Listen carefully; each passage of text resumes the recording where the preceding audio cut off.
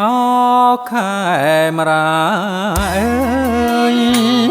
អស់ច្រើនទសវត្សរ៍ណាស់ហើយអ្នកវេទនីព្រោះតែខ្មែរបែកបាក់សាមគ្គីគ្នាល្មមឈប់ឆ្លោះគ្នាសាមគ្គីមូលមីក្នុងនាមជាកូនខ្មែរត្រូវនាំគ្នាថាដីគេដូនតាអើយគង់កុំបោះបង់ពងសាវតាខ្លួន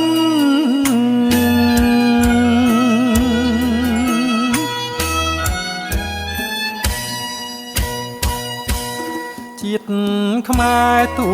អ្នករស់នៅក្នុងទីណាចូលចងចាំថាឈាមជ័រអ្នកជាខ្មែរកុំភ្លេចជនបទដីចំការស្រែធ្លាប់ឲ្យផលហូរហើដល់អស់ខែមរារួបរួមពួតដៃរួមគ្នាសាងរដ្ឋា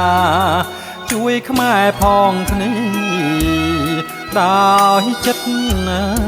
ស្មោះសរជ្រកក្រោមលុបធ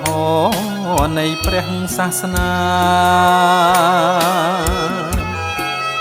អើយដោយចិត្តស្មោះសរជ្រកក្រោមលុបធម៌នៃព្រះសាសនាអើយអោខែមរាអើយដល់ពេលវេលាហើយរួមគ្នាកុំកន់តាយអ្នកនឹងបានលហើ